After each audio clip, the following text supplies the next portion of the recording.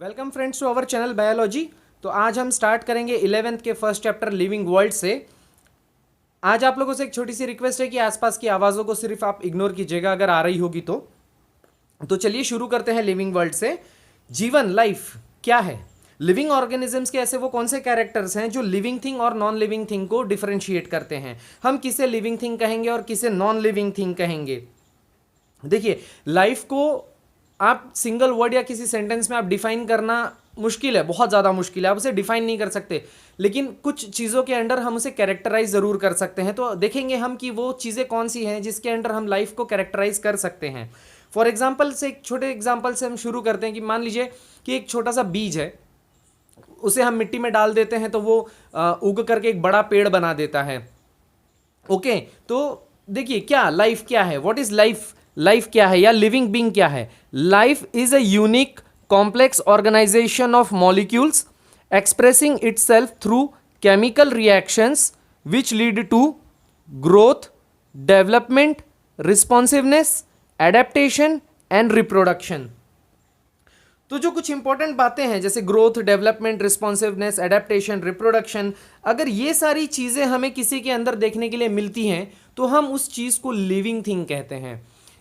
इसी चीज़ को हम लिविंग थिंग कहेंगे। और ये सारी चीज़ें जिसके अंदर नहीं दिखाई देंगी उन चीज़ों को हम नॉन लिविंग थिंग कहते हैं। लेकिन अब कुछ चीज़ें ऐसी भी होती है कि कुछ नॉन लिविंग थिंग्स चीज़ें भी होती हैं जो ग्रोथ करती हैं लेकिन उनका डेवलपमेंट नहीं होता। वो बड़ी होंगी लेकिन वो डेवलप नहीं होंगी। सो हम आगे चल करके अभी देखेंगे कि वो कौन कौन सी चीज़ें या कैसे हम उस चीज़ इन सब चीज़ों को लेकर के हम लिविंग थिंग और नॉन लिविंग थिंग को डिफ्रेंशिएट कर सकते हैं। सो देखिए, एक छोटी सी बात हमेशा ध्यान में रखिएगा कि लाइफ की हर चीज़ एक केमिस्ट्री है। कैसे? फॉर एग्जाम्पल हम समझते हैं एक इंसान, ह्यूमन बॉडी अलग अलग ऑर्गन से बनी होती है। हर ऑर्गन टिश्यू से बना होता है, हर टिश्यू एक सेल से बना होता है और हर सेल ऑर्गेनल्स से बने होते हैं। जब हम ऑर्गेनल्स को देखेंगे तो ऑर्गेनल्स का बेस क्या है? Carbon, hydrogen, nitrogen, oxygen, sulphur etcetera. अब ये सब क्या है? ये सब केमिकल्स हैं या ऑर्गेनल्स हैं। इसके थ्रू ही आप केमिकल रिएक्शन कर सकते हैं। और ये जितनी भी केमिकल रिएक्शंस हैं ये अपने आप को कुछ इस तरह से मैनिफेस्ट करती हैं कि वो आपको लाइफ के रूप में दिखाई देती है। लेकिन क्या हम अलग अलग तरह के केमिकल्स ले करके क्या हम लाइफ बना सकते हैं? नहीं, हम लाइफ क्रिएट नहीं कर सकते हैं। हम अलग से लाइफ क्रिएट नहीं कर सकते हैं, वो गॉड गिफ्टेड है, उसे हम क्रिएट नहीं कर सकते हैं। सो नाउ ये देखते हैं कि अब ऐसे वो कौन से कैरेक्टरिस्टिक्स है लिविंग बींग्स के जो उनमें होना ज़रूरी है। तो सबसे पहला है डेफिनेट शेप एंड साइज, दूसरा है ऑर्गेनाइजेशन, तीसरा है ग्रोथ एंड डेवलपमेंट, चौथा है मेटाबॉलिज्म, पांचवा है रिप्रोडक्शन, छठा है हिमोस्टेसिस, सातवां है कॉन्शियसनेस, आठवां है adaptation, ninth evolution, tenth repair and regeneration, 11th ageing and finally 12 death. तो ये वो कैरेक्टरिस्टिक्स हैं जो एक लिविंग बीइंग में होने चाहिए। अगर ये सब चीजें उसमें हैं तो वो लिविंग थिंग है।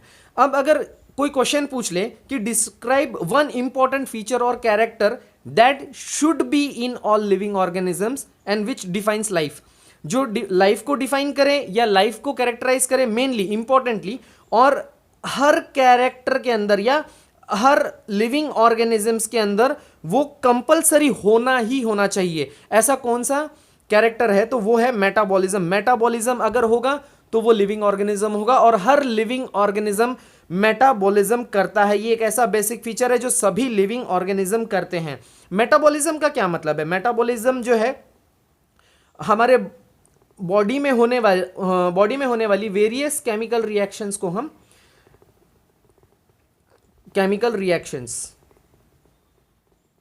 को हम मेटाबॉलिज्म कहते हैं। ये हर लिविंग ऑर्गेनिजम्स में होता है, ह्यूमंस में होता है, एनिमल्स में होता है, प्लांट्स में होता है, बैक्टीरिया में भी होता है, इवन यहां तक हर एक सेल के अंदर मेटाबॉलिज्म होता है। तो चलिए शुरू करते हैं। अब हम सबसे पहले पॉइंट से डेफिनेट शेप एंड साइज। तो आपको पता ही है कि जैसे कोई एनिमल होता है तो उसका एक डेफिनेट शेप एंड साइज होता है। अब जैसे यहाँ पे आप एक इमेज देख रहे हैं, यहाँ पे एक डॉग है, ये डॉग का आपको पता है कि एक स्पेसिफिक शेप एंड साइज है। हाँ, कुछ स्पीसीज के हिसाब से वेरिएशन हो सकता है, जैसे पग डॉग जो आपने देखा होगा, पग डॉग, हाँ, हज की एडवर्टाइज में आता था,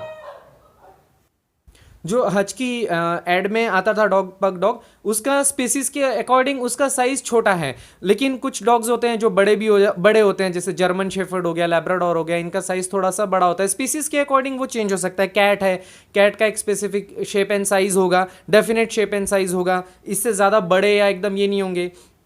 लेकिन नॉन लिविंग थिंग में ऐसा नहीं होता है। नॉन लिविंग थिंग में कुछ डेफिनेट शेप एंड साइज नहीं होता है। फॉर एग्जाम्पल, एक छोटा सा पहाड़ है, ओके, एक छोटा सा पहाड़ है, इसे माउंटेन, एक कोई माउंटेन है, पहाड़ है, ओके, इसका एक कुछ शेप एंड साइज होगा। लेकिन उसी तरफ एक माउंटेन है जो बहुत ज़्यादा बड़ा है, जिसे हम माउंट एवरेस्ट भी कहते हैं, सबसे हाईएस्ट माउंटेन। सो ये भी माउंटेन ही है, ये भी माउंटेन है, लेकिन इनका कुछ डेफिनेट शेप एंड साइज नहीं होगा। ये कितना भी बढ़ सकता है और कितना छोटा भी रह सकता है। So definite shape and size में living organisms have definite shape and size which may change within a narrow range. Within a narrow range का मतलब वही कि वो अपने स्पीसीज के अकॉर्डिंग उनका साइज छोटा बड़ा हो सकता है, या लेकिन उनका एक डेफिनेट शेप एंड साइज जरूर होगा। Due to this property living organisms are called as morphs. इस प्रॉपर्टी के कारण लिविंग ऑर्गेनिजम्स जो है मॉर्फस कहलाते हैं। अब मॉर्फस का क्या मतलब होता है? Morphs means living organisms have fixed shape and size, कि मतलब वो इतने ही बड़े होंगे अपनी स्पीसीज के अकॉर्डिंग। एक हच, जैसे अभी थोड़ी देर पहले हमने एक एग्जांपल लिया कि हच का जो डॉग था, पग डॉग जो था, वो अपनी स्पीसीज के अकॉर्डिंग वो उतना ही बड़ा होगा, वो उससे ज़्यादा बड़ा नहीं हो सकता, वो जर्मन शेफर्ड के जितना बड़ा नहीं हो सकता। इसलिए मॉर्फस, मॉर्फस मतलब फिक्स्ड शेप एंड साइज। और नॉन लिविंग मैटर्स जो हैं उनको जो है एमॉर्फस कहा जाता है। मॉर्फस का उल्टा एमॉर्फस, जिसका डेफिनेट या फिक्स्ड शेप एंड साइज नहीं होगा, वो लोग। अब हम आगे बढ़ते हैं ऑर्गेनाइजेशन के ऊपर। ऑर्गेनाइजेशन क्या है? ऑर्गेनाइजेशन का मतलब कि it is a differentiation of a body into smaller units and sub units which are arranged in orderly manner. Due to presence of organization living beings are called as organism. Organization है इसीलिए उन्हें organism कहा जा रहा है। Organisation नहीं होता तो वो ऑर्गेनिज्म कहलाते ही नहीं। ओके, तो ऑर्गेनाइजेशन के बारे में हम देखते हैं कि जो चीज प्रॉपरली ऑर्गेनाइज्ड है, ऑर्डरली मैनर में प्रॉपरली ऑर्गेनाइज्ड है, जैसे सेल जो है ये basic structural and functional unit of living being है। तो जैसे सेल है, सेल से टिश्यू बना, टिश्यू से उसके बाद में उसका एक ऑर्गन बनता है, ऑर्गन से ऑर्गेनल्स बनते हैं। तो यहाँ पे आप एक डायग्राम देख रहे होंगे कि जैसे ये एक स्टमक का ये है स्टमक सेल, तो ये स्टमक सेल है। स्टमक के सेल से स्टमक सेल्स के थ्रू उन सब जोड़ करके एक टिश्यू बनाते हैं। टिश्यू बनाने के बाद में वो उसका एक छोटा सा पार्ट बनाता है, फिर वो सारे छोटे पार्ट्स मिलकर के एक स्टमक बनाते हैं, और वो स्टमक जा करके हमारे बॉडी का एक ऑर्गन बन जाता है। तो ये एक सिस्टमेटिक तरीके से एक ऑर्गन्स है, और ये सारे ऑर्गन्स मिल करके एक प्रॉपरली ऑर्गेनाइज्ड मैनर में एक सिस्टम बना देते हैं। जैसे फॉर एग्जांपल अगर हम इसमें देखें तो ये क्या बनाता है?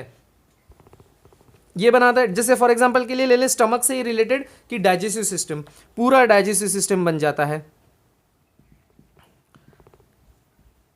डाइजेस्टिव सिस्टम बन जाता है पूरा।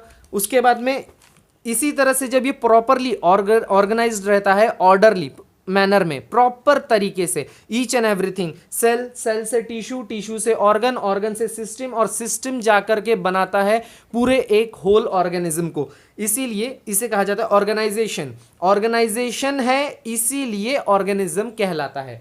ओके, होप आप लोग समझ रहे होंगे। तो चलिए नेक्स्ट पॉइंट की तरफ आगे बढ़ते हैं। So the next point is growth and development. तो सबसे पहले हम देखेंगे ग्रोथ के बारे में। ग्रोथ क्या होता है? देखिए, जितने भी लिविंग ऑर्गेनिज्म होते हैं वो ग्रोथ शो करते हैं, ग्रोथ एंड डेवलपमेंट दोनों शो करते हैं। सो ग्रोथ क्या है? Growth is permanent and irreversible change in size of cell, an organ और whole organism, usually accompanied by increase in dry weight, mass and numbers. चलिए हम समझते हैं इसको। नंबर्स, जैसे साइज ऑफ सेल में डिवीजन होता है, उसके नंबर्स बढ़ते चले जाएंगे, 1 से 2, 2 से 4, 4 से 8, इस तरह से नंबर्स में इंक्रीज होता है, तो ग्रोथ हो जाती है उसकी नंबर्स से। मास, वेट, बॉडी का वेट बढ़ता है, सिंपल सी चीज़ है। ऑर्गन है, पहले बचपन में छोटे होते हैं ऑर्गन्स, जब हम धीरे धीरे बड़े होने लगते हैं तो उन ऑर्गन्स का भी साइज बढ़ने लगता है। क्यों? क्योंकि उनके सेल्स में डिविजन्स होते हैं और उनके नंबर्स बढ़ने लग जाते हैं। इस वजह से इस तरह से जो है वो शो करते हैं। लेकिन ग्रोथ क्या है? ग्रोथ परमानेंट है और इरिवर्सिबल चेंज है। परमानेंट एंड इरिवर्सिबल का क्या मतलब है? क्या आपने कभी देखा है कि कोई छोटा सा बच्चा है, वो बड़ा हो गया, एडल्ट हो गया, बड़ा हो गया, बड़ा होने के बाद में वो फिर से छोटा हो गया? ऐसा तो नहीं है, ये कभी देखने को नहीं मिलता है। जो ग्रोथ होती है वो परमानेंट होती है, एक परमानेंट, इसमें वो बढ़ेगा, मतलब वो बढ़ेगा ही बढ़ेगा, बाद में वो रिवर्स नहीं आएगा, छोटा नहीं हो जाएगा वापस। So growth is permanent and irreversible change है। जैसे साइज, सेल के साइज बढ़ेंगे तो वो बड़ा हो जाएगा, छोटा नहीं होगा, उसके बाद उसका डिवीजन हो जाएगा तो 2 से वापस एक सेल में कन्वर्ट नहीं होगा, वो डिवाइड होता चला जाएगा। तो ये होता है, सेल का साइज बढ़ेगा तो ऑर्गन का साइज बढ़ेगा, ऑर्गन का साइज बढ़ेगा तो ऑर्गेनिज्म का साइज बढ़ेगा। सो इस तरह से ये ग्रोथ बढ़ती है, कंटिन्यू बढ़ती जाती है। साइज मीन्स जैसे हाइट में बढ़ेगा, वेट में बढ़ जाएगा, वेट में वजन में बढ़ जाएगा, नंबर्स में सेल्स का नंबर डिवाइड होता है, जैसे एक्सप्लेन कर दिया आप लोगों को। अब आते हैं हम लोग डेवलपमेंट के ऊपर। डेवलपमेंट का क्या मतलब है? It is a sum total of change that occurs in an organ और organism during its life time. Means किसी ऑर्गेनिजम्स के लाइफ टाइम में जितने भी बदलाव होते हैं या चेंजेस होते हैं उसे हम डेवलपमेंट कहते हैं। लेकिन ये जो डेवलपमेंट है, ये जो बदलाव होते हैं, ये जो चेंजेस होते हैं ना, ये ह्यूमंस या एनिमल्स में और प्लांट्स में, इन सब में थोड़ा अलग अलग होता है। मतलब हम ह्यूमंस भी एनिमल्स में ही आते हैं, मतलब प्लांट्स एंड एनिमल्स में ये अलग अलग हो जाता है। कैसे, हम उसे आगे समझते हैं कि अब प्लांट्स और एनिमल्स में देखिए तो ग्रोथ और डेवलपमेंट को कैसे होता है। प्लांट्स में जो ग्रोथ होती है ना, वो कंटिन्यूस थ्रू आउट लाइफ होती है। प्लांट बड़ा होता चला जाएगा, कितना भी बड़ा होगा। जैसे आपने देखा होगा कि एक आम का पेड़ एक स्पेसिफिक साइज है, लेकिन नारियल का पेड़ देखिए और भी बड़ा हो गया है। क्या हम ह्यूमंस की या डॉग्स की या कैट्स की या किसी भी एनिमल का इतना बड़ा हाइट होता है? नहीं होता है। क्यों? क्योंकि उनके अंदर जो है ना मेरिस्टेमेटिक एरिया होता है, जहां सेल डिविजन्स जो है वो रेगुलरली होते रहते हैं, इसलिए उनका साइज, उनकी ग्रोथ बढ़ती जाती है, बढ़ती जाती है, बढ़ती जाती है, और वो बहुत ज़्यादा उनकी हाइट बड़ी हो जाती है। और वो एक्चुअली लाइट को भी फॉलो करते हैं क्योंकि उन्हें फोटोसिंथेसिस करना होता है, एक वो अलग टॉपिक है, वो हम बाद में समझेंगे। तो कंटिन्यूस थ्रू आउट लाइफ उनकी ग्रोथ होती है। लेकिन एनिमल्स में ग्रोथ जो है ना वो एक सर्टेन एज तक होती है। आपने देखा होगा कि एक नॉर्मल एक ह्यूमन बीइंग को ही ले लेते हैं तो वो एक सर्टेन एज तक बड़ा होता है, उसकी हाइट बढ़ती है, उसके बाद उसकी हाइट बढ़ना बंद हो जाती है। धीरे धीरे एक डॉग है, उसका जैसे साइज बढ़ेगा, एक एज तक आने के बाद में उस डॉग की भी साइज बढ़ना बंद हो जाती है उसकी स्पीसीज के अकॉर्डिंग। अब इसमें क्या होता है, अगर यहाँ पर कुछ ग्रोथ या डेवलपमेंट अगर कुछ होती भी है ना, तो यहाँ जो सेल डिवाइड होता है ना, वो या तो किसी लॉस्ट सेल को रिप्लेस करने के लिए वहां पे डेवलप करेगा, लेकिन रीजनरेट नहीं कर देगा उसको। मतलब रीजनरेट करेगा मतलब वहां सिर्फ और सिर्फ उस चीज को रिप्लेस करने के लिए करेगा, लेकिन continuously through out the life नहीं होगा। वो उस टाइम तक के लिए होगा और उसके बाद में वो स्टॉप हो जाएगा, खत्म हो जाएगा, उसके बाद उसकी प्रोसेस आगे नहीं बढ़ेगी। तो अब यहाँ पे हम देखते हैं कि ग्रोथ में 3 प्रोसेसेस इन्वॉल्व होती हैं, 3 प्रोसेसेस होती हैं। पहला है सेल डिवीजन, सेल डिवाइड होंगे, देन उसके बाद में सेल एनलार्ज होगा, सेल की साइज बढ़ेगी, और सिक्रीशन ऑफ एपोप्लाज्मिक सब्सटेंसेस, एपोप्लाज्मिक सब्सटेंस को सीक्रेट करना। ग्रोथ में ये 3 चीजें होती हैं। तो एपोप्लाज्मिक सब्सटेंस का क्या मतलब होता है? एपोप्लाज्मिक सब्सटेंस का मतलब होता है सेल के बाहर जो कुछ भी होता है वो एपोप्लाज्मिक होता है, और सेल के अंदर जो होता है वो प्रोटोप्लाज्मिक होता है। फॉर एग्जाम्पल यहाँ पे समझेंगे कि मान लीजिए ये सेल है, तो और सेल के बाहर यहाँ कुछ इस तरह का कुछ डिजाइन है या कुछ सब्सटेंस है, तो ये जो अंदर का सब्सटेंस है ये होगा प्रोटोप्लाज्मिक, और ये जो बाहर का है, आउटर का है, आउटर सरफेस पे, इसे कहते हैं एपोप्लाज्मिक। तो इन तीन जो प्रोसेस, ये जो 3 प्रोसेसेस हैं, ये जो है ग्रोथ में दिखाई देती हैं। सेल डिवीजन, सेल का डिवाइड होना, सेल का एनलार्जमेंट, सेल का बड़ा होना, और सिक्रीशन ऑफ एपोप्लाज्मिक सब्सटेंसेस। तो हम देखते हैं अब डेवलपमेंट, ग्रोथ एंड डेवलपमेंट के बारे में और आगे कि इसके टाइप्स कैसे कैसे होते हैं। सो देखते हैं ग्रोथ एंड डेवलपमेंट के कौन कौन से दो टाइप्स हैं। तो पहला है इंटरसेप्शन और दूसरा है एक्रीशन। तो क्या होता है इन दोनों में, इंटरसेप्शन क्या है और एक्रीशन क्या है? ये क्या है, living organism show internal growth. Internal growth किन कारणों से? Addition of materials and formation of cell inside their body.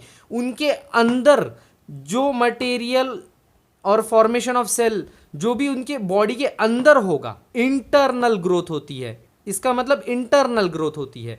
So accretion, accretion का मतलब क्या है? Non living article increases in size due to addition of similar material on their outer surface. यहां पे बाहर से होगा और इसमें अंदर से होगा। जैसे एक्रीशन के एग्जांपल आ जाते हैं स्टोन, क्रिस्टल, जैसे उसके ऊपर मिट्टी जमा, एक पत्थर है उसके ऊपर और मिट्टी जमा हो जाती है, फिर वो बड़ा हो जाता है, फिर और मिट्टी जमा हो जाती है। सेम मटेरियल, या पत्थर के ऊपर और पत्थर आ जाते हैं और उसके ऊपर मिट्टी ढकती चली जाती है, वो एक पहाड़ बनता चला जाता है। तो इस तरह से जो है इंटरसेप्शन और एक्रीशन ये दोनों चीज़ें होती हैं। अब क्या होता है, जैसे इंटरनल ग्रोथ के बारे में हम थोड़ा सा देखते हैं कि हर एनिमल अपने जीवन की जो शुरुआत है ना वो एक सेल से करता है, एक छोटे सेल से। एक छोटा सा सेल होता है, जैसे आप आगे पढ़ेंगे कि जैसे सिंगल सेल होता है, जाइगोट सेल होता है। जाइगोट में क्लीवेज डिविजन्स होते हैं। मैं आपको इसको एक डायग्राम से समझाता हूं। ये देखिए, ये एक डायग्राम है, ये एक सिंगल सेल है, ये सिंगल सेल है। फिर जाइगोट बनता है, फिर उसके अंदर सेल डिविजन्स होते हैं, वो 2 सेल में डिवाइड होता है, फिर 2 से 4 सेल में डिवाइड होता है। तो इस तरह से डिवाइड होते होते फिर वो मोरूला बनाता है, मोरूला से ब्लास्टूला बनाता है, ब्लास्टूला से गैस्ट्रूला, गैस्ट्रूला से ब्लास्टोसाइट्स, और फाइनली जाकर के एक एम्ब्रियो बनता है। फिर वो एम्ब्रियो जो है पूरा एक मल्टी सेलुलर बॉडी बना करके एक ऑर्गेनिज्म को डेवलप कर देता है। तो ये देखिए, यहां से जब एक जाइगोट की शुरुआत हो रही है तो ये एक सिंगल सेल है, यहां पे 2-3 सेल नहीं है। उसके बाद उसका एक क्लीवेज डिवीजन हो रहा है। यहां पर जो आप देख रहे होंगे, अगर आपको ध्यान से दिखाई दे रहा है, तो ये जो सेल है इसमें डिवीजन हुआ है, ये इस तरह से। ये यहां पर ये एक सिंगल सेल के रूप में है, तो ये सिंगल सेल है और यहां पे डिवाइड हो गया है। यहां पे फिर अगेन ये 4 में डिवाइड हो गया है। फिर यहाँ पे तो छोटे छोटे छोटे छोटे बहुत सारे सेल डिविजन्स हो गए हैं, और उसके बाद में एक एम्ब्रियो बनता है, और वो एम्ब्रियो जो है एक सिंगल सेल से जो है पूरा मल्टी सेलुलर बॉडी वो बना देता है। ये होता है इंटरसेप्शन में, कि इंटरनल ग्रोथ होती है अंदरूनी से। अब एक्रीशन का हमने एग्जाम्पल देख ही लिया है, इसमें इंटरनली होती है, इसमें आउटर सरफेस पे सिमिलर मटेरियल्स जमा होते जाते हैं, ऐड होते चले जाएंगे और उसका ग्रोथ होगा। ये दोनों चीजें इसमें होती हैं। अब आप लोग सोच रहे होंगे कि ग्रोथ तो लिविंग और नॉन लिविंग दोनों में ही हो रही है। सो ग्रोथ एंड डेवलपमेंट को लाइफ को डिफाइन करने वाला फीचर क्यों नहीं बोल सकते? वो इसलिए नहीं बोल सकते हैं क्योंकि मतलब सिर्फ और सिर्फ ग्रोथ करना ही जो है ये एक स्पेसिफिक फीचर नहीं माना जा सकता लाइफ का, क्योंकि वो नॉन लिविंग थिंग में भी हो रहा है।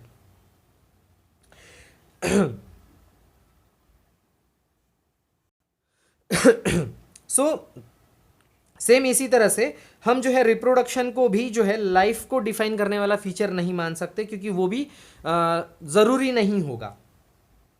ठीक है, रिप्रोड्यूस करना जो है जरूरी नहीं है कि लिविंग है तो रिप्रोड्यूस करेगा ही, नॉन लिविंग थिंग होगा ऐसा जरूरी नहीं है कि रिप्रोड्यूस करना जरूरी नहीं है। नॉन लिविंग है तो रिप्रोड्यूस तो नहीं कर सकता, डेफिनेटली लिविंग है तो रिप्रोड्यूस कर सकता है, बट लेकिन इसका मतलब ये नहीं है कि रिप्रोडक्शन करेगा तो ही लिविंग होगा। मान लीजिए अगर किसी कोई कपल्स हैं, 2 कपल्स हैं, और मान लीजिए उनको इनफर्टिलिटी है, तो इनफर्टिलिटी होने के कारण वो रिप्रोड्यूस नहीं कर पाएंगे, तो इसका मतलब ये थोड़ी ना कि हम उन्हें नॉन लिविंग थिंग कह देंगे, ऐसा नहीं होता है। ये सिर्फ दोनों को एक तरह से डिस्टिंग्विश करता है, अलग करता है, उनको डिफरेंशिएट करता है। लिविंग और नॉन लिविंग को सिर्फ डिफरेंट करता है, उन दोनों से अलग करता है, बस दैट्स इट, इतना ही इसका फीचर है। इसको हम बहुत एक अच्छे एग्जाम्पल से भी हम समझ सकते हैं कि इन दोनों को डिफरेंशिएट करता है। क्यों करता है डिफरेंशिएट? क्यों करता है? सिर्फ डिफरेंशिएट क्यों करता है, डिफाइन क्यों नहीं करता? क्यों? क्योंकि एक यूनिसेलुलर अगर कोई ऑर्गेनिज्म है, यूनिसेलुलर जिसमें सिर्फ एक ही सेल है, अगर वो डिवाइड होता है यूनिसेलुलर ऑर्गेनिज्म अगर डिवाइड होता है तो उसके नंबर ऑफ सेल्स इंक्रीज हो जाते हैं। एक ये उसका ग्रोथ हो गया, दूसरा एज वेल हम इसी को ही उसका रिप्रोडक्शन भी मान लेते हैं। इसलिए ये सिर्फ उन दोनों को डिफरेंशिएट करता है, डिस्टिंग्विश करता है, उसको डिफाइन नहीं करता है। अब देखेंगे ग्रोथ प्रोड्यूसिंग सब्सटेंसेस कौन कौन से होते हैं। इसके पहले मैंने आपको अभी थोड़ी देर पहले बताया था कि एपोप्लाज्मिक होता है, और जैसे कि ग्रोथ के 3 प्रोसेसेस हैं, तो 3 प्रोसेस में से एक है कि सिक्रीशन ऑफ एपोप्लाज्मिक सब्सटेंसेस। तो ग्रोथ प्रोड्यूसिंग सब्सटेंसेस 2 हैं, एक है एपोप्लाज्मिक और दूसरा है प्रोटोप्लाज्मिक। तो पहले देखते हैं एपोप्लाज्मिक। एपोप्लाज्मिक क्या है? These are the non living materials form by cells. Cells के द्वारा ऐसी चीजें डेवलप करना या बनाना जो नॉन लिविंग है, जैसे सेल वॉल। अब ये जो आप बाहर का ये वाला एकदम सरफेस देख रहे हैं, इसको सेल वॉल कहेंगे हम। तो इसमें थोड़ी ना जान होती है, न्यूक्लियस इसके अंदर होता है, इस वॉल के अंदर पर्टिकुलर कोई जान नहीं होती है। तो सेल वॉल हो गया, बोन मैट्रिक्स हो गया, फाइबर्स हो गए, ये एपोप्लाज्मिक सब्सटेंसेस हो जाते हैं। प्रोटोप्लाज्मिक कौन कौन से होते हैं? These are the components of living matters like cytoplasm, nucleus. अब ये जो न्यूक्लियस है ये जो है प्रोटोप्लाज्मिक कहलाएगा। माइटोकॉन्ड्रिया होता है सेल के अंदर, वो प्रोटोप्लाज्मिक कहलाएगा। ओके, होप आप समझ रहे होंगे अच्छे से। चलिए बढ़ते हैं नेक्स्ट पॉइंट पे, metabolism. So next is metabolism. Metabolism क्या है? It is sum total of various biochemical reaction occurring in a cell. It is defining property of all living organism. जैसा कि मैंने आपको स्टार्टिंग में ही बताया था कि मेटाबॉलिज्म ही एक ऐसा फीचर है जो हर लिविंग ऑर्गेनिज्म करता है। एक बार के लिए रिप्रोडक्शन कोई लिविंग ऑर्गेनिज्म भले ना करे, लेकिन मेटाबॉलिज्म वो जरूर करेगा। ये एक ऐसा फीचर है जो लाइफ को डिफाइन करता है। एक सेल के अंदर बहुत सारे केमिकल रिएक्शंस होते हैं या बहुत सारे केमिकल सब्सटेंसेस होते हैं, उनमें लगातार इंटरैक्शन होता रहता है। तो जो ये इंटरैक्शन होता है उसे ही हम केमिकल रिएक्शन कहते हैं। तो ये जो केमिकल रिएक्शन होती है ना, इसे ही मेटाबॉलिज्म कहा जाता है। कोई भी चीज़ अगर मेटाबॉलिज्म शो कर रही है तो वो लिविंग है, फिर चाहे वो एक सिंगल सेल हो, फिर चाहे वो एक पूरा कंप्लीट ऑर्गेनिज्म हो, या फिर वो एक बैक्टीरिया हो, या फिर वो एक प्लांट हो। हर चीज में जब तक मेटाबॉलिज्म हो रहा है तब तक वो लिविंग है। जैसे ही मेटाबॉलिज्म की प्रोसेस खत्म, वो डेथ, उसे डेथ का कह दिया जाएगा या डेड कहा जाएगा, मर जाएगा वो। ओके, तो इसके 2 टाइप्स होते हैं, एनाबॉलिज्म और कैटाबॉलिज्म। तो चलिए देखते हैं इन दोनों के क्या है एनाबॉलिज्म और कैटाबॉलिज्म। तो क्या होता है कि सेल के अंदर जो रिएक्शंस होती हैं ना, तो अब रिएक्शन में क्या होता है, बहुत सारी चीज़ें बनती हैं और बहुत सारी चीज़ें टूट जाती हैं। मतलब बनना और टूटना, या मतलब कंस्ट्रक्ट होना और ब्रेक डाउन होना, ये 2 चीज़ें होती हैं।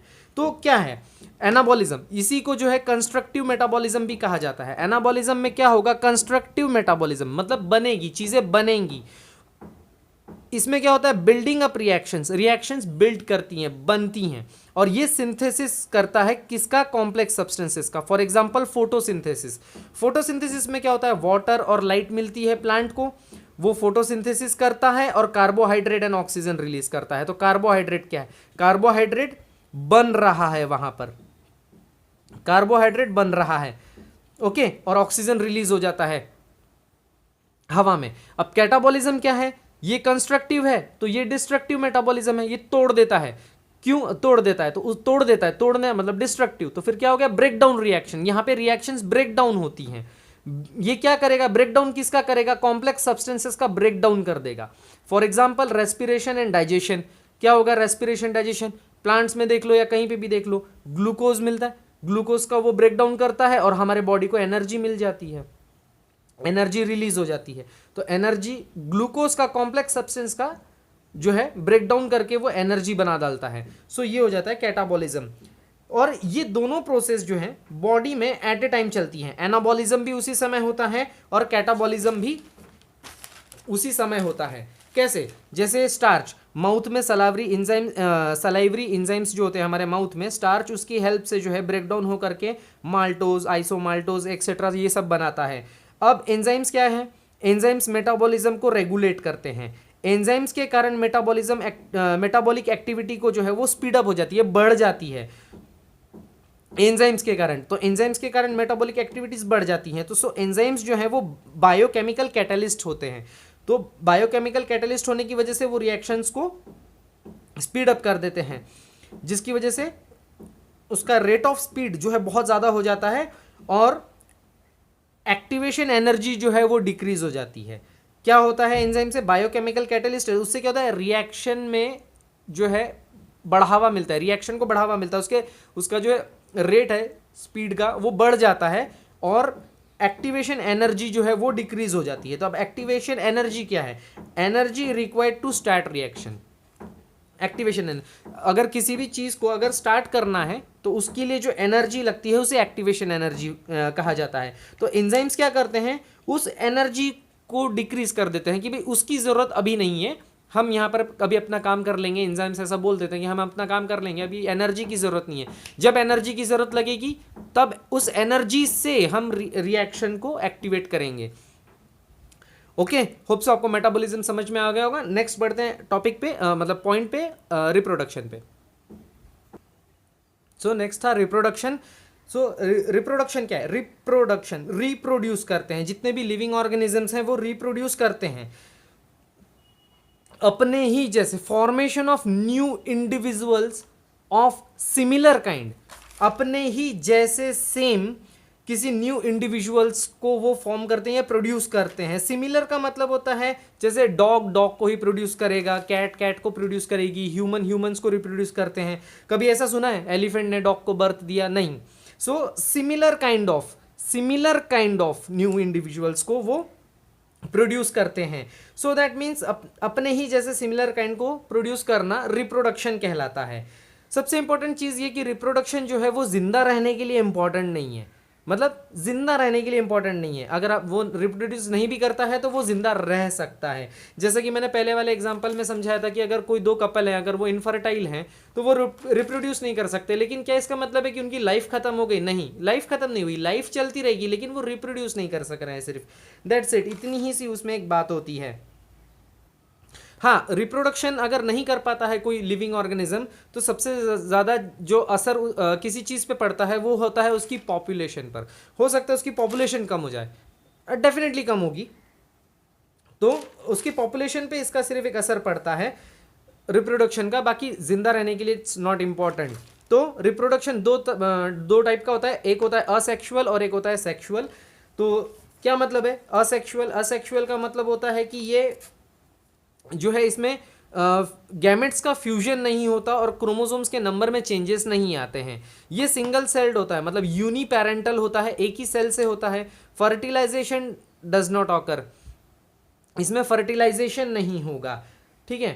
असेक्सुअल में क्या होगा कि ये कॉम्प्लेक्स लाइफ की एक साइकिल है जिसमें गैमेट्स का फ्यूजन होता है या गैमेट्स का जो है फ्यूजन होकर के वहाँ पे क्रोमोसोम्स के नंबर भी चेंज होते हैं। कैसे? जैसे such as sperm and egg cell, ये दो सेल्स होते हैं और ये फ्यूजन करते हैं। उसके बाद में सिंगल सेट ऑफ क्रोमोसोम्स जो जिसे हम हैप्लॉइड भी कहते हैं वो कंबाइन हो करके एक ऐसा ऑर्गेनिज्म प्रोड्यूस करते हैं जो कि दो सेल से जुड़ा हुआ होता है और दो सेट ऑफ क्रोमोसोम्स, मतलब उसमें डिप्लॉइड क्रोमोसोम्स होते हैं, क्रोमोसोम्स के नंबर भी चेंज हो जाते हैं और इसमें दो सेल्स होते हैं। ये बाय पैरेंटल होता है और यहाँ फर्टिलाइजेशन होता है। जैसे स्पर्म एक सेल को जाकर के फर्टिलाइज करता है, देन जाकर के वहाँ पर जो है रिप्रोडक्शन होता है या कोई न्यू इंडिविजुअल वहाँ पे प्रोड्यूस होता है।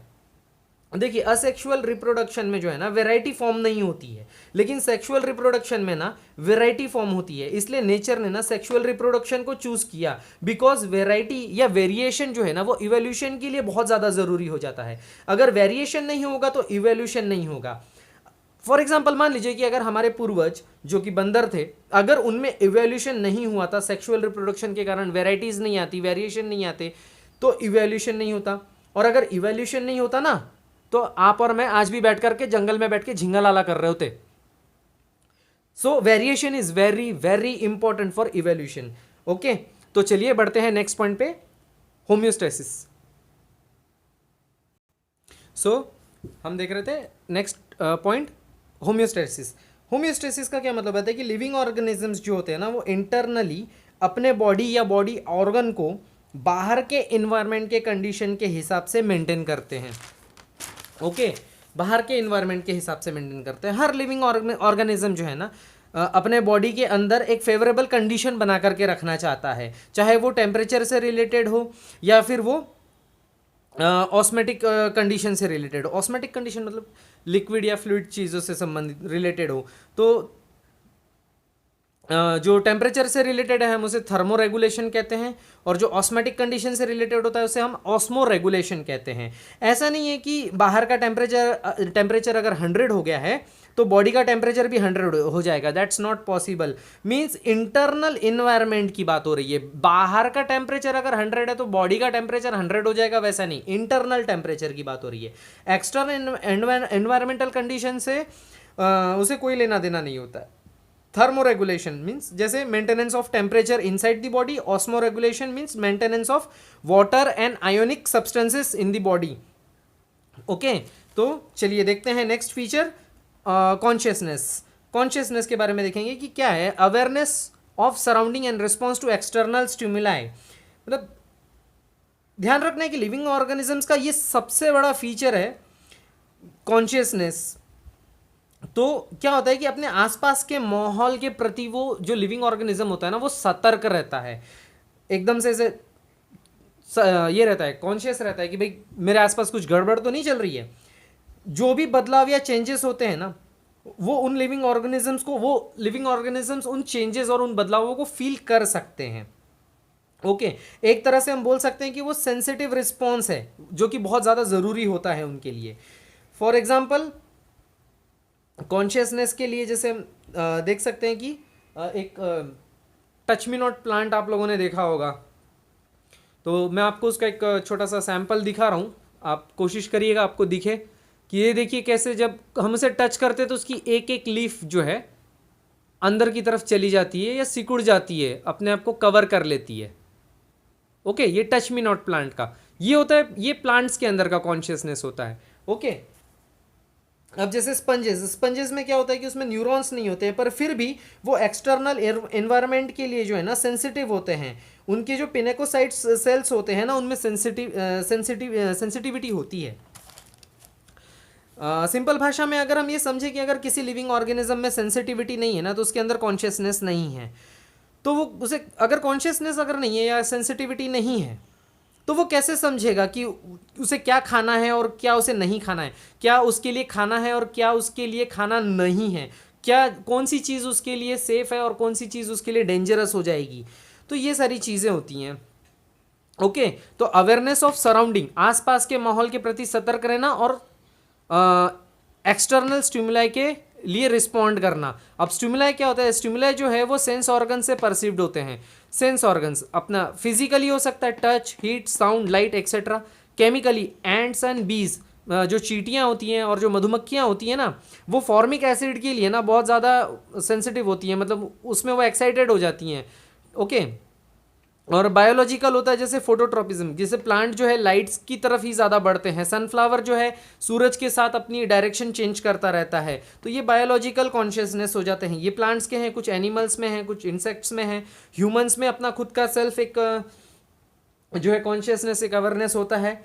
ओके, तो स्टिमुलाई क्या चीज़ है। स्टिमुलाई जो है परसिव सेंस ऑर्गन से तो होता है, ठीक है, बट लेकिन स्टिमुलाई होता क्या है, विजिबल चेंज और reaction which an organism produces as a result of applied stimuli, it is called as response. मान लीजिए ये मेरा हाथ है, मैंने इस पर सुई चुभाई तो मैं हाथ पीछे खींच लूंगा। मैंने सुई चुभाई, हाथ पीछे खींचा, तो सुई चुभोना ये हो गया स्टिमुलस या स्टिमुलाई, और हाथ पीछे खींचना ये हो गया रिस्पॉन्स। ओके, विजिबल चेंज, जैसे मैंने सुई चुभाई और मैंने हाथ पीछे खींचा तो वो दिख रहा है। अभी जैसे मैंने आपको थोड़ी देर पहले टच मी नॉट प्लांट का जो ये दिखाया, तो उसमें प्लांट्स की वो पत्तियां सिकुड़ रही हैं, ये दिख रहा है। तो visible change and reaction of an organism. Okay,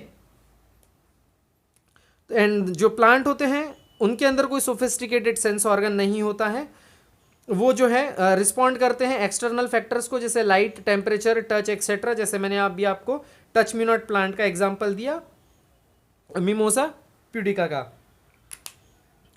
okay, तो चलिए नेक्स्ट हम आगे बढ़ते हैं। नेक्स्ट हमारा पॉइंट है adaptation. So next point is adaptation.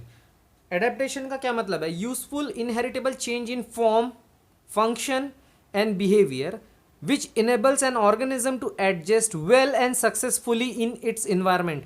To enhance its survival and breeding in that environment. क्यों होता है adaptation? Enhance its survival and breeding in that environment. तो पहले देखते हैं एडेप्टेशन। लिविंग ऑर्गेनिज्म एक इंपॉर्टेंट फीचर शो करते हैं जो कि एडेप्टेशन है। एडेप्टेशन का मतलब होता है कि जिस भी माहौल में कोई एनिमल रह रहा है वो उसके लिए बेस्ट एडजस्टेड होना चाहिए, बेस्ट सूटेड होना चाहिए। किसी भी एनिमल के लिए लाइफ में उसके दो ही टारगेट होते हैं, एक होता है उसका सक्सेसफुल फीडिंग, मतलब वो अच्छे से खा पी सके, और होता है सक्सेसफुल ब्रीडिंग की वो रिप्रोडक्शन कर सके। ऐसे फायदेमंद चेंजेस जो कि फॉर्म में, फंक्शन में या फिर उसके बिहेवियर में हो और उसे इस काबिल बनाते हैं कि वो अच्छे से उस एनवायरनमेंट में एडजस्ट होकर के और अपनी लाइफ को हैप्पीली जी सके, मीन्स सर्वाइव कर सके, और साथ में अपने स्पेसिस को या अपनी प्रजाति को और आगे ले जा सके। इसलिए कोई भी लिविंग ऑर्गेनिज्म जो है वो एडेप्टेशन शो करता है या एडेप्टेशन वो एक्सेप्ट करता है। अब इसके दो टाइप्स हैं कि एडेप्टेशन, एक होता है शॉर्ट टर्म, एक होता है लॉन्ग टर्म। तो एक ये होता है शॉर्ट पीरियड के लिए, बहुत ही शॉर्ट ड्यूरेशन के लिए होता है कि अगर कुछ स्पेसिफिक कंडीशन या सिचुएशन आ गई तो ये शॉर्ट टर्म का एक एडेप्टेशन आता है कि कुछ टाइम के लिए रहेगा, फिर बाद में वो डिसअपियर हो जाता है। Disappear as soon as the stress period is over. अगर वो स्पेसिफिक कंडीशन या सिचुएशन मतलब जैसे ही चली जाएगी ये वाला एडेप्टेशन खत्म हो जाएगा, वो शो नहीं करेगा। It is either heritable to acquired and have little role in evaluation. Okay, क्या होता है कि या तो ये आइदर ये हेरिटेबल होगा, या और दूसरा सबसे बड़ी चीज कि इसमें जो ये इवैल्यूएशन में जो है इसका बहुत कम रोल होता है शॉर्ट टर्म एडेप्टेशन का। इसमें इवैल्यूएशन में ये ज्यादा रोल प्ले नहीं करता है, इससे इवैल्यूएशन उतना ज्यादा नहीं होता है। For example amphibians, reptiles and some mammals hibernates during unfavourable conditions. जैसे आपने देखा होगा कि कुछ जब वहाँ पे पोलर बेयर्स होते हैं जो बर्फ में रहते हैं, जब वहाँ बर्फ गिरती है तो वो हाइबरनेट हो जाते हैं, वो सोने चले जाते हैं 6 महीने के लिए। क्यों? क्योंकि उन्हें ना तो वहाँ पे खाना मिलना है, ना ही वो वहाँ घूम सकते हैं, वहाँ ठंड बहुत ज़्यादा रहती है। अगर वो बाहर घूमेगा तो वो सर्वाइव नहीं कर पाएगा, इसलिए वो अंदर गुफा में जहाँ गर्म जगह होती है वहाँ जा करके वो सो जाते हैं। तो उसमें क्या होता है कि जब पोलर बेयर स्पेसिफिक सीजन्स में हाइबरनेट हो जाते हैं ना, तो उनकी मेटाबॉलिक एक्टिविटी कुछ टाइम के लिए ना स्लो हो जाती है, रुकती नहीं है, स्लो हो जाती है। मेटाबॉलिक एक्टिविटी उनकी चलती रहती है अंदर, लेकिन वो स्लो चलती है। लेकिन जैसे ही फेवरेबल सीजन्स आता है तो वो फिर से एक्टिव हो जाते हैं। जैसे वहाँ पे बर्फ गिरना कम हो जाएगी या ठंड थोड़ी कम हो जाएगी या चली जाएगी तो वो फिर से एक्टिव हो जाते हैं। अब लॉन्ग टर्म के बारे में देखते हैं। लॉन्ग टर्म ये एडेप्टेशन तब आता है जब कोई भी लिविंग ऑर्गेनिज्म स्ट्रगल करता है अपने एग्जिस्टेंस के लिए, अपने सर्वाइव के लिए जब करता है ना, तो लॉन्ग टर्म एडेप्टेशन देखने के लिए मिलता है। ये लाइफ लॉन्ग होता है, हमेशा के लिए रहेगा, कभी जाएगा नहीं। ये हेरिटेबल होता है, ये आइदर हेरिटेबल, ये हेरिटेबल हो भी सकता है, नहीं भी हो सकता, ये हेरिटेबल होता है और ये बहुत बड़ा मेजर रोल प्ले करता है इवैल्यूएशन में। इसके कुछ एग्जांपल्स देख लेते हैं। जैसे ऑस्ट्रिच के लेग देखे होंगे आपने, शुतुरमुर्ग के पैर देखे होंगे। शुतुरमुर्ग उड़ नहीं सकता है, लेकिन उसके पैर इस तरह से अडेप्ट हो गए हैं कि वो बहुत तेज भाग सकता है। डक के लेग आपने देखे होंगे, डक्स के लेग वो स्विमिंग करने के लिए स्पेसिफिकली बने हुए हैं। हॉक के लेग देखे होंगे आपने, चील या फिर जो गरुड़ होता है, बाज होता है, उसके आपने पैर देखे होंगे, तो वो अपने शिकार को पकड़ने के लिए उस तरह से डिजाइन होते हैं, एडेप्ट हो जाते हैं वो फेवरेबल कंडीशन के लिए, ताकि वो सर्वाइव कर सके, जी सके। नेक्स्ट पॉइंट देखते हैं हम, इवैल्यूएशन। एक्चुअली इवैल्यूएशन ये एक बहुत बड़ा टॉपिक है, हम इसको अगले वीडियो में कवर करेंगे पूरी तरह से, वहां इसको एक्सप्लेन करूंगा मैं। लेकिन एक छोटा सा चीज कि डार्विन ने इवैल्यूएशन के बारे में एक्सप्लेन किया था कि ये अनरोल्ड, अनफोल्ड और हिडन पोटेंशियल्स को रिवील करता है, उसके राज खोलता है, छुपे हुए राज खोलता है लाइफ के। इसके बारे में डार्विन ने ऐसा कहा था। लेकिन इसके बारे में जो डिटेल वीडियो है वो मैं इसके ऊपर अलग से बनाऊंगा इवैल्यूएशन के ऊपर, और उसमें हम इसके बारे में पूरे हर एक पॉइंट्स देखेंगे और उसको कवर करेंगे। तो बढ़ते हैं अगले पॉइंट की तरफ, जो है रिपेयर एंड रीजनरेशन। सो हम देख रहे थे अब रिपेयर एंड रीजनरेशन क्या है। एबिलिटी टू रिपेयर और रीन्यू द डैमेज और lost body part in the post embryonic life. Post embryonic life के बारे में बोला जा रहा है, मतलब पैदा होने के बाद आप जब एम्ब्रियो में रहते हैं, गर्भ में रहते हैं, तब की बात नहीं हुई। बाहर आने के बाद, जब आपकी बाहर की लाइफ स्टार्ट हो रही है, तब की पोस्ट एम्ब्रियोनिक लाइफ में एबिलिटी टू रिपेयर और रीन्यू क्या बॉडी का डैमेज पार्ट या फिर अगर कोई बॉडी पार्ट लॉस्ट हो जाता है तो क्या होता है। एक छोटे से एग्जांपल के साथ हम इसको समझते हैं कि अगर जब हमें चोट लग जाती है, कहीं पे भी यहाँ चोट लग गई मान लो, तो देखो वो धीरे धीरे हील होकर के रिपेयर होता है और फिर वहाँ पे एक पपड़ी बन जाती है और फिर हम उसे निकाल देते हैं और फिर पूरी स्किन पैक हो जाती है, वो रिपेयर हो जाता है। इसे कहते हैं रिपेयर होना। ओके, ये होता है रिपेयर होना। उसके बाद में रीजनरेशन। रीजनरेशन क्या होता है कि इसका एक बहुत अच्छा छोटा सा एक एग्जांपल देखेंगे रीजनरेशन का, कि आप लोगों ने छिपकली देखी होगी, है ना, छिपकली देखी होगी, आप सभी ने देखी होगी। छिपकली की जब पूंछ कट जाती है ना तो वो रीजनरेट हो जाती है। लेकिन अगर किसी ह्यूमन का अगर अभी जैसे हाथ कट जाए या ये उंगली कट जाए तो ये उंगली वापस नहीं आएगी, ये सिर्फ यहाँ पे जो चोट बनेगी वो रिपेयर हो जाएगी, वो हील हो जाएगा, उसमें से खून निकलना बंद हो जाएगा, सब कुछ ठीक है, लेकिन ये उंगली वापस नहीं आएगी। लेकिन छिपकली में उसकी जब पूंछ कट जाती है ना तो वो रिपेयर हो जाती है। देखिए हम इसे छोटे से एग्जांपल के साथ देखेंगे डायग्राम में कि देखिए यहाँ पर जो है आप देख रहे होंगे कि इस छिपकली की जो पूंछ है वो कट गई है। यहाँ पर आप देखिए छिपकली की पूंछ कट गई है, लेकिन आप यहाँ देखिए कि उसकी ये जो पूंछ है ना ये रीजनरेट हुई है।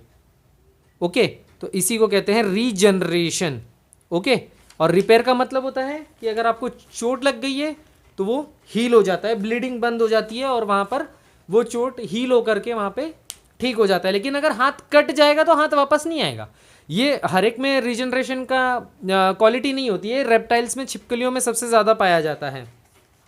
ओके, तो हम आगे बढ़ते हैं नेक्स्ट। इसमें छोटा सा पॉइंट आगे, एजिंग। एजिंग के बारे में क्या है कि ये भी एक इंपॉर्टेंट फीचर है जो लाइफ को डिफाइन करता है या लाइफ को कैरेक्टराइज करता है। एजिंग को ना कभी रोका नहीं जा सकता, इसे ना स्टॉप नहीं किया जा सकता, ये होगा ही होगा, इसे स्टॉप नहीं किया जा सकता, एजिंग होगी ही होगी। हाँ, हम एजिंग को ना डिले कर सकते हैं, देर से करवा सकते हैं बॉडी का, अपने कॉन्शियस रह करके, थोड़ा सा हेल्थ वाइज कॉन्शियस रह करके, एक्सरसाइज वगैरह करके, अच्छी डाइट वगैरह लेकर के हम एजिंग को डिले कर सकते हैं, लेकिन हम एजिंग को स्टॉप नहीं कर सकते। एजिंग का क्या मतलब है, एक छोटा बच्चा है, बड़ा हुआ बड़ा हुआ बड़ा हुआ और बड़ा हुआ, फिर आखिरी में बूढ़ा हो गया, बूढ़ा हो गया। अब ये क्या है, एजिंग, ये भी इरिवर्सिबल है, आप बड़े से छोटे नहीं बन सकते। ओके, यही हो गया एजिंग, कि हम उसे रोक नहीं सकते लेकिन डिले जरूर कर सकते हैं। क्या आप लोग जानते हैं कि हम लोग एज करना कब शुरू करते हैं, हमारी एज कब से शुरू हो जाती है? शायद नहीं पता होगा। हमारी एज जो है ना, जब हम गर्भ में होते हैं ना, पेट में होते हैं ना, जब तभी से हमारी एजिंग चालू हो जाती है। हम उसे बायोलॉजिकल एज कहते हैं, वो हमारी बायोलॉजिकल एज होती है। आज अगर आपकी जो प्रेजेंट एज है ना,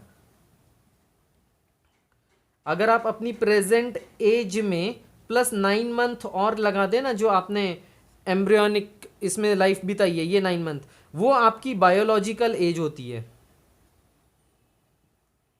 और बाकी जो होती है वो आपकी नॉर्मल एज होती है। तो हम एजिंग जो है ना एम्ब्रियोनिक लाइफ से ही करना शुरू कर देते हैं।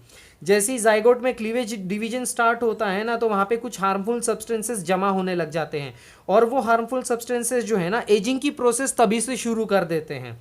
इसलिए हमारी एजिंग एम्ब्रियोनिक लाइफ से ही चालू हो जाती है, जिसे हम बायोलॉजिकल एज कहते हैं। और जो नॉर्मल हमारी एज होती है हम उसे क्रोनोलॉजिकल एज कहते हैं। ओके, तो चलिए आगे बढ़ते हैं हम डेथ की तरफ, जो कि हमारा लास्ट पॉइंट है इसका, कि डेथ क्या है। लिविंग ऑर्गेनिजम्स की डेथ होना बहुत ज़रूरी है। डेथ की स्टडी को थैनेटोलॉजी कहते हैं, और एजिंग की स्टडी को, सॉरी मैं बताना भूल गया आप लोगों को, एजिंग की स्टडी को जेरेंटोलॉजी कहते हैं और डेथ की स्टडी को थैनेटोलॉजी कहते हैं। ओके, ये एक बहुत ही इंपॉर्टेंट रेगुलेटरी प्रोसेस है जो कि ओवर क्राउडिंग को रोकता है। ओवर क्राउडिंग को रोकता है, इंपॉर्टेंट रेगुलेटरी प्रोसेस है। ओवर क्राउडिंग, अगर डेथ नहीं होगी ना, तो जैसे अब ह्यूमंस है, अब ह्यूमंस, हमारी डेथ नहीं होगी ना तो हमारा पॉपुलेशन बढ़ता चला जाएगा, बढ़ता चला जाएगा, और एक ऐसा टाइम आएगा ना कि इस अर्थ पे जगह भी नहीं बचेगी हमारे रहने के लिए। सो डेथ जो है ना एक बहुत ही इंपॉर्टेंट प्रोसेस है, ये होना बहुत ज़रूरी है। ठीक है, बहुत सारे लोग, हम लोग घबराते भी हैं डेथ से, ठीक है, इट्स ओके, बट लेकिन ये होना ज़रूरी है और ये होगा, ये निश्चित है। भगवत गीता में भी लिखा है कि मौत पक्की है, मृत्यु होगी, मृत्यु निश्चित है, जन्म अगर हुआ है तो मृत्यु भी होगी। ओके तो ये एक बहुत इंपॉर्टेंट रेगुलेटरी प्रोसेस है जो ओवर क्राउडिंग को रोकती है और क्या करती है, it's bring the recycle of material, recycling of material, recycle होता है, मृत्यु होगी फिर जन्म होगा, मृत्यु होगी फिर जन्म होगा, जैसा कि गीता में लिखा है। ओके तो अब हम देखेंगे डेथ के टाइप्स की, ये दो टाइप के होता है, एक होता है क्लिनिकल डेथ और एक होता है बायोलॉजिकल डेथ।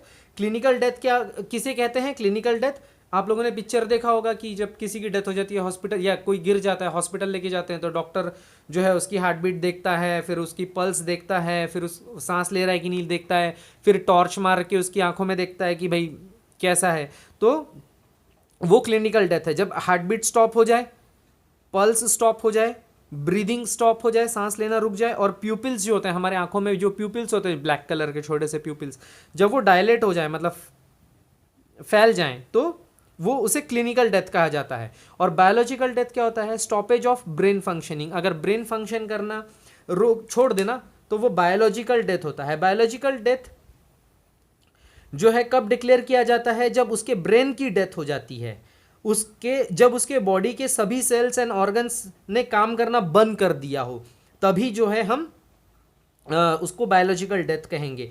लेकिन ब्रेड होने के बाद भी जो है, लेकिन जब ब्रेन डेथ हो जाता है ना, तो हम उस पर्सन को रिवाइव नहीं कर सकते।